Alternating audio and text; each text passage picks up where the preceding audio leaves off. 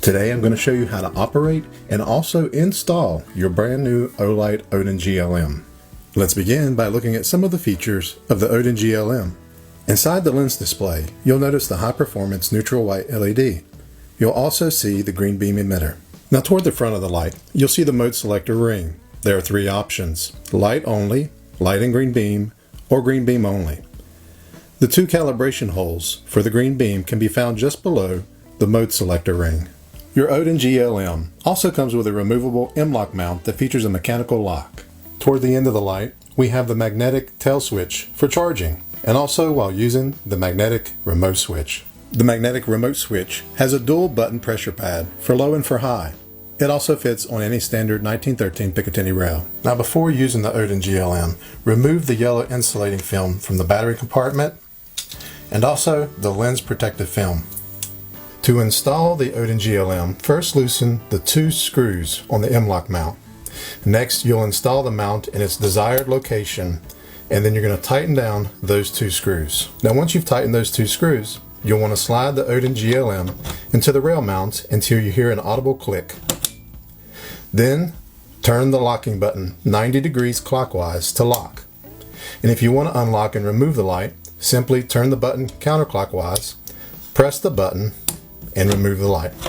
Now there are two new set screws on the M-LOK mount that can be tightened once the light is in place to ensure that there is no movement. Next, you want to attach the magnetic remote switch to the end of the light.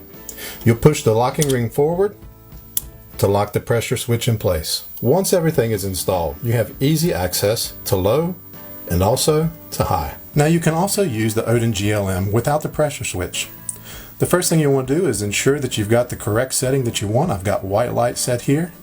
Press the tail switch in halfway for low, press it in fully for high. If you happen to have a scope or a red or a green dot and it's already sighted in, you can adjust the green beam on the Odin GLM by turning the calibration holes to align the green beam accordingly. Now I've zoomed in so that you can see through the holographic sight what you would see looking through your red or your green dot. The next step, make sure the selector ring is turned all the way over to the green beam.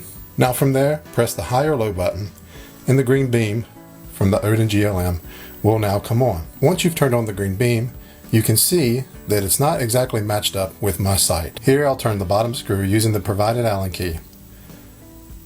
Small increments at a time until I get close to being in the center.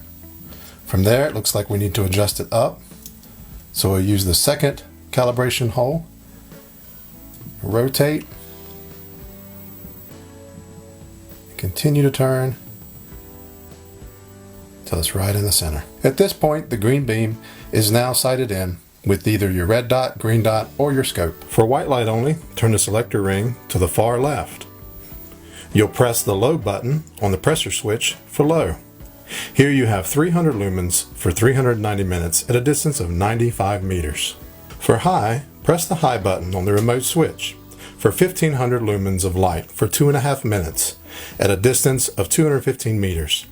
The light will step down after 2.5 minutes to 550 lumens for 168 minutes, and then once again to 300 lumens for 20 minutes before needing to be recharged. Now for white light and green beam, you'll want to rotate the selector ring to the center. Once again, you have full access to high and low on your pressure switch. Lastly, for green beam only, rotate the selector ring to the far right. Here you have a max runtime of 90 hours at 215 meters.